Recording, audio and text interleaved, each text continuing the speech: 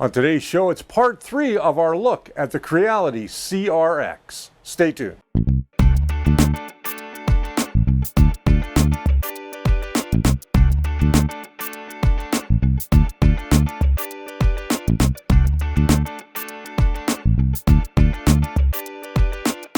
Hey, welcome to the show. My name's Richard Cleveland. This is The First Layer, a show that explores the world of 3D printing. If this is your first time here, welcome, and go ahead and hit that subscribe button down at the bottom below this video so you get notified every time we put up a brand new video regarding 3D printing, or we do one of our famous live streams. We've got a lot to talk about today because this is part 3 of our look at the CR-X. Now, the CR-X is Creality's latest offering in 3D printers. This is a dual extruder machine. It is multicolor, not multi-material. So we're going to talk about a little bit about that. I'm going to show you some of the prints that we did with it. We're going to discuss the plastic wastage. We're going to weigh some of these, and we're going to see just exactly how far this thing has to go in order to get its final result. So let's start with the build quality of the CR-X. Now, the build quality is very good. Everything clips in. It's a very robust machine. So in the plus column, I'm going to give you that. It has nice, big, large adjustment wheels. Didn't have a real hard time leveling the bed. The only place that I had a real hard time was right here in the center, because the center has a bit of a dip to it. So how I rectified that was I just opened up the clips. These two clips right here. I just opened them up, took off the plate, and added a little bit of masking tape right to the center where it was a little bit low. Then I put the plate back on, and once that was done and it was back in place, just close up the little clips. I re-leveled the bed and it was good to go. So now this is a common problem among all 3D printers. This is not unique to the CR-X. All 3D printers pretty much have a little bit of a dip, or they have a little bit of a hump in the middle. The glass that they're using on top has very similar surface texture to the Ultra Base from Anycubic. So you don't need any glue stick, any hairspray, anything like that.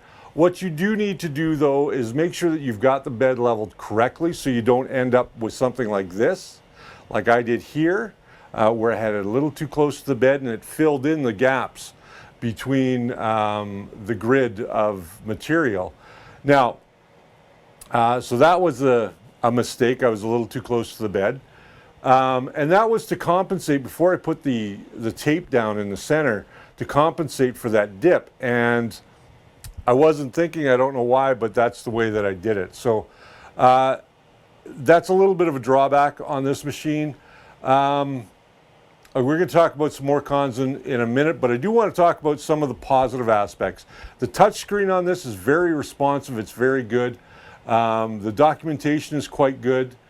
If you are looking at buying this machine, it's a good machine, but just remember, it's not multi-material. What I mean by that is that you can't put PLA and another material into this machine. Both reels have to be PLA. It is a multicolor machine, not a multi-material machine. So you can't use a dissolvable support material with it, as far as I know at this time. The chassis is built really well. The internals are done really well. One of the cons to the internals is when they do a firmware upgrade on the front touchscreen, you do have to take the bottom off the machine and load up the firmware onto an SD card and put it into the SD slot just for the dimension or for the touchscreen on the front. Fairly quiet machine. It didn't give me any real problems in terms of quality or noise. I had it running during a couple of different streams that we did, and it seems okay for the most part. So now let's take a look at the models that we printed. The first model that I printed, of course, was their test cube. Now, I have to tell you, all the models here were sliced from the slicer that they include, which is Cura 15.04.6. So we used all the settings that were there. We didn't make any adjustments to it. We just went with what was stock. First, let's take a look at the different models. So we have this cube here. Let's go to the overhead. You can see here we've got the cube, which is pretty decent. We did have a little bit of warping on the cube on the bottom, but that's not horrible. The layer lines seem quite consistent. I believe this is probably 0.2. Where it draws back, of course, is in the Purge cube, and we're going to talk about those in a minute. The second one that I did was the butterfly. These are all files that are on the SD card that comes with the machine, and these were not upscaled, they weren't downscaled, these were just their raw, pre-sliced files. Now, you do have to move those files into the root directory because this machine does not see folder structures in the root directory. It only sees G-code. So this turned out really well. We didn't have any real problems with it. It's stuck down really well. The only area that we had a little bit of warpage was right here on the center, and there is the Purge cube for that. Now, in contrast to the one that they give you in the box, ours is quite big. I think they probably reduced this one, but it is PLA and made of the same material. So the third one that we did, of course, was the Benchy, and we did the Benchy in yellow and orange, and it turned out quite well. We had a little bit of stringing, but I think that has more to do with the quality of our air here lately. It has been extremely hot, so most PLAs that I've got, you can see that they're going to string anyway. And then, of course, the last one that we did was the vase. Now, the vase has a couple of imperfections in it. There is some areas here where yellow got into the orange and vice versa, and orange got into the yellow in some areas. I think that had a lot to do with the stringing. But this one printed on a raft, as well as its Purge block printed on a raft. So what does that mean? Well, every time that you do a multiple print, what has to happen is the extruder has to pull back one of the filaments to put the second filament in. Now, when that happens, it has to purge the nozzle till it is ready for the next color. So if we started with yellow and we're going to orange, well, it has to purge so that it can get that nice orange color that we see on the model. Now, this is the vase. Let's take a look at how much plastic we used. I have a little scale here. We'll go back to the overhead. And as soon as that, so we've got, you can see we've got 0 grams here. Let's start with the first one. We'll start with the cube. And the cube comes in at 45 grams. So now we'll go to the cube's Purge block. And that comes in at 46 grams. So the Purge block weighs just as much, if not just a little bit more, than the model in which we made. Now, what I discovered is the Purge block purges every layer. So that's why you have such a large Purge block that is the same height as the model. Now, the Purge block is solid. This has got no infill. This is all top layers on top of one another, whereas this block only has about 10% infill, 5 or 10% infill in it. So weight to size, you can see there's quite a difference there. So the next one we printed, of course, was the butterfly. So we're going to weigh the butterfly. And the butterfly weighs 29 grams. But its Purge cube only weighs 7 grams. Now, why is that? Because this is based on height. So it's based on the layer height. It's not making a cube based on the overall material it's using. It's basing it on the height. Now, where it gets very interesting is when we go to the Benchy. Now, the Benchy weighs in at 13 grams. Not a lot of plastic, but its Purge cube comes in at 45 grams. So we used way more plastic to do the Purge cube than we did the actual Benchy. 13 to 45. There's a big difference there. And last but not least, let's look at the vase. We're going to leave the raft on the vase. So the vase comes in at 57 grams. And its Purge block, again, we're going to leave the raft on it, comes in at 102. So almost twice the amount of material went into the Purge block as went into the actual item that we were producing. So what does that mean? It means that you're going to go through a lot more plastic. Overall, depending on the height of your project, if you're doing something that requires two colors, then you are going to use quite a bit of plastic. You want to make sure that if you are doing something like that, try and keep it as low as you can, like as low layer height as you can, because your Purge blocks are solid. There's no way to change these that I've found yet in Cura to make these just be like an infill with, you know, one perimeter. So that's kind of a drawback. You can waste a lot of plastic with this machine.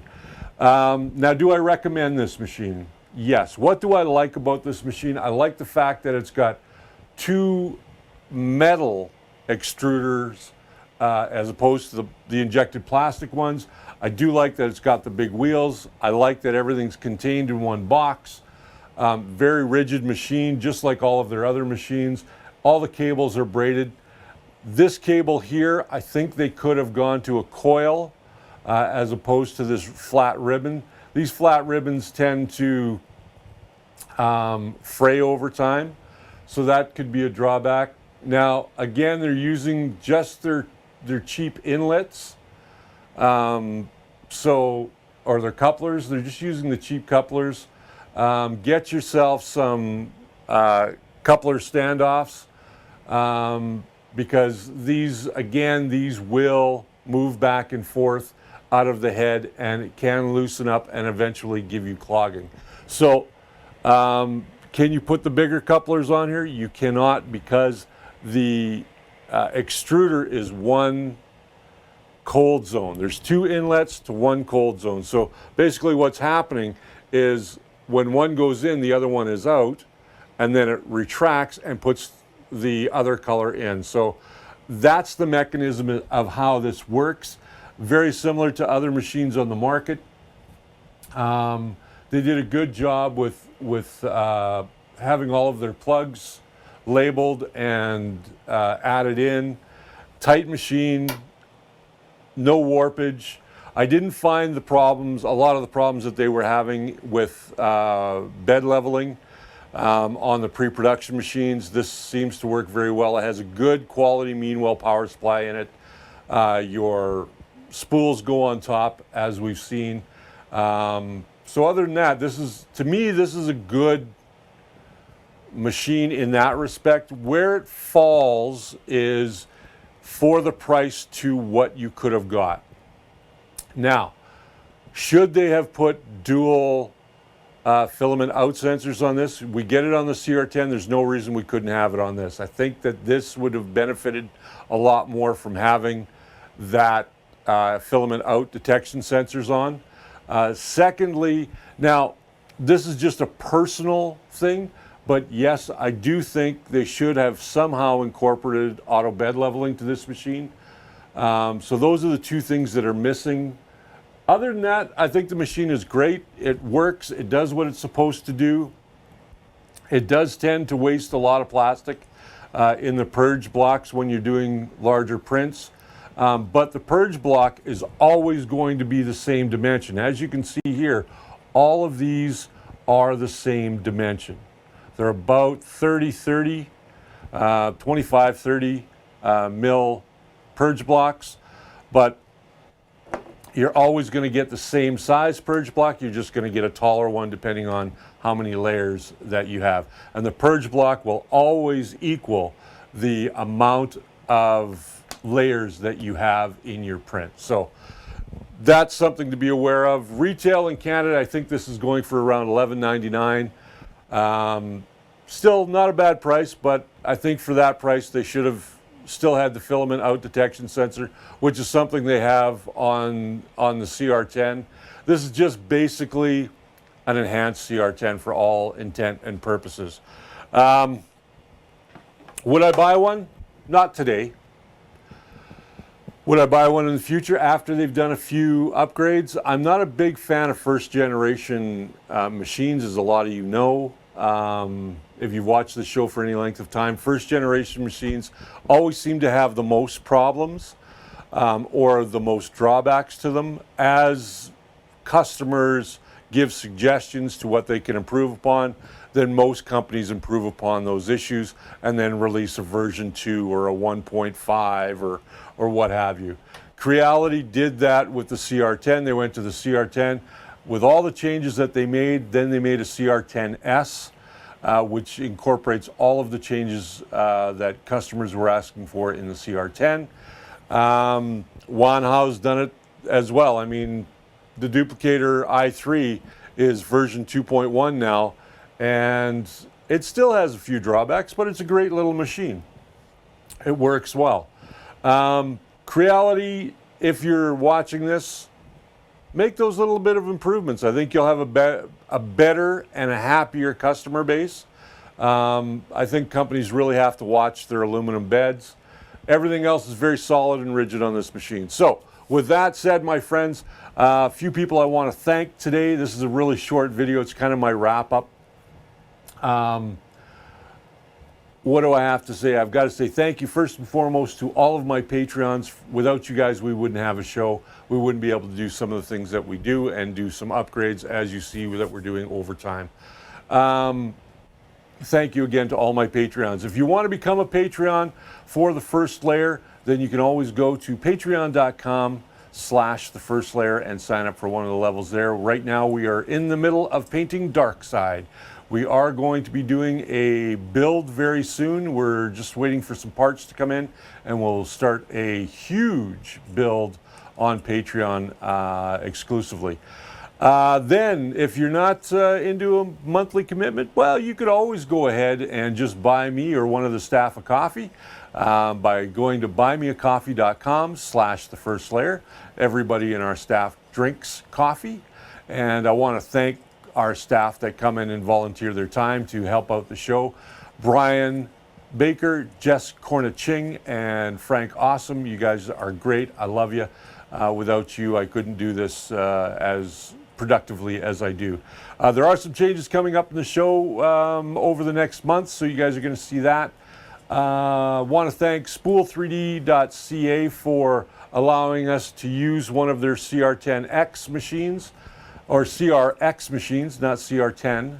It is a CR-X. We've had this on the bench now for almost 2 weeks, and it's, you know, it's good. So if you're interested in the CR-X or any other printer, go ahead and go to spool3d.ca, print it right, print it with Spool3D. They have everything from printers to filaments and all the parts that you could possibly need for any print project that you are doing or upgrade.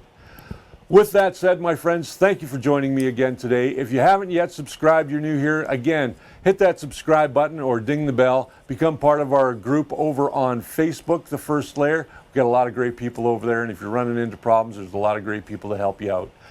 Until next time, my friends, remember that the first layer is always your foundation to a great print. Till next time, have a great day.